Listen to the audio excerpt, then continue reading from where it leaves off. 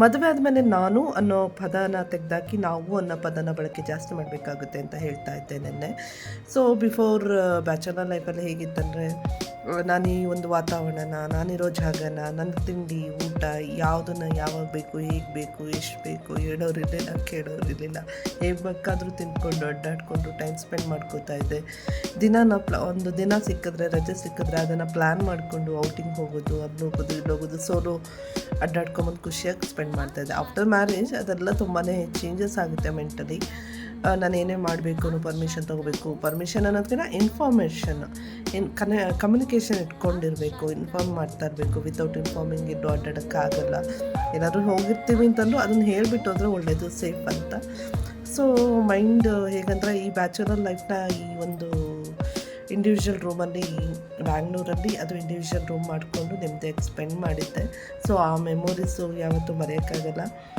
So ಈ ಗ್ಯಾಪಲ್ಲಿ ನಾನು ಎಲ್ಲದನ್ನು ಮೆಲ್ಕು ಹಾಕ್ತಾಯಿದ್ದೆ. ಯೂಶ್ವಲಿ ರಜೆ ಅಂತಂದರೆ ಹೊರಗಡೆ ಹೋಗ್ತಾಯಿದ್ದೆ, ಮನೆಯಿಂದ ಎಷ್ಟು ಎಂಜಾಯ್ ಮಾಡ್ತಾಯಿದ್ದೆ.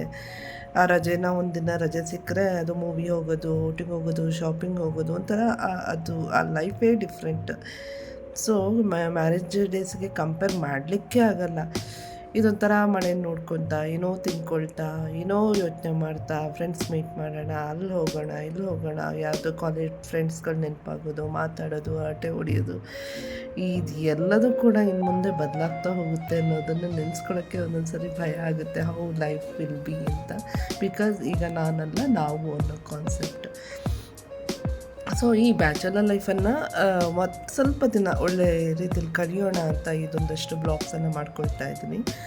ಸೊ ಎಲ್ಲರೂ ಲೈಫಲ್ಲೂ ಹಿಂಗೆ ಇರುತ್ತೆ. ಆ್ಯಂಡ್ ಮನೆಗೆ ಕಾಲ್ ಮಾಡ್ತೀವಿ, ಆದರೆ ಮನೆಯವ್ರ ಜೊತೆ ಮುಂಚೆ ಇದ್ದ ರೀತಿಲಿ ಇರೋದಕ್ಕೆ ಆಗೋದೇ ಇಲ್ಲ. ಸೊ ಮನೇಲಿ ನೆನಪಾಗುತ್ತೆ, ಹೌದಲ್ವ ನಾವೆಷ್ಟು ಚೇಂಜ್ ಆಯಿತು ಲೈಫು.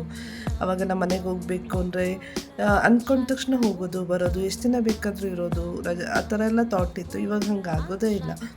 ಅದು ಮದುವೆ ಆಗಿದ್ದೀವಿ ಅಂದಾಗ ಮನೆಗೆ ಹೋಗೋದು, ಇರೋದು, ಅದೊಂದು ಲಿಮಿಟೆಡಲ್ಲಿ ಎಡಿಷನ್ ಅಂತ ಏನು ಹೇಳ್ತೀವಿ, ಆ ರೀತಿ ಜೀವನ ಕಳಿಬೇಕಾಗುತ್ತೆ. ಸೊ ದಟ್ ನಾನಿವಾಗ ಅವರು ಇರೋ ಕಡೆಯೂ ಹೋಗಿಲ್ಲ, ಅವರಿರೋ ಚೆನ್ನೈ, ನಾನು ಸದ್ಯಕ್ಕೆ ಬ್ಯಾಂಗ್ಳೂರಲ್ಲಿರೋದು. ಮನೆಗೂ ಹೋಗಿ ಇರಬೇಕು ಅಂದ್ಕೊಂಡೆ, but no, I have to spend my time here for a while ಅಂತ ಅನ್ನಿಸ್ತು. ಸೊ ಹಾಗಾಗಿ ಇಲ್ಲೇ ಇತ್ತು.